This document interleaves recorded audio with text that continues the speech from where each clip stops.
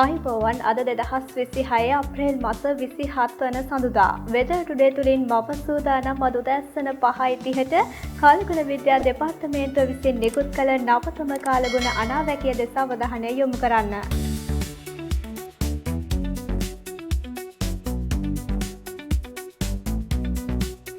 කාලගුණ විද්‍යා දෙපාර්තමේන්තුව සඳහන් කරන ආකාරයට අද දවසේදී දිවයිනේ බොහෝ ප්‍රදේශවලට පස්වරු 1කින් පමණ පසුව තැනින් තැන වැසි හෝ ගිගුරුම් සහිත වැසි ඇතිවිය හැකියි. ඒ වගේම දකුණු පළාතේ ඇතැම් ස්ථානවලට උදෑසන කාලයේදී තරමක තද වැසි ඇතිවිය හැකි බව කාලගුණ විද්‍යා දෙපාර්තමේන්තුව විසින් නිකුත් කළ නවතම නිවේදනයේ සඳහන්. ඒ වගේම බස්නාහිර, සබරකමුව, මධ්‍යම, දකුණ, ඌව සහ උතුරු මැද පළාත්වලත් කුරුණෑගල දිස්ත්‍රික්කයේ ඇතැම් ස්ථානවලට මිලිමීටර් 75 ඉක්ම වූ තරමක තද වැසි ඇතිවිය හැකියි. අපි මීළඟට අවධානය යොමු කරන්නේ කාලගුණ විද්‍යා දෙපාර්තමේන්තුව විසින් ඉදිරි පැය 24ට දිවයින පටාවන මුහුදු ප්‍රදේශ සඳහා නිකුත් කළ නවතම කාලගුණ අනාවැකිය දෙස.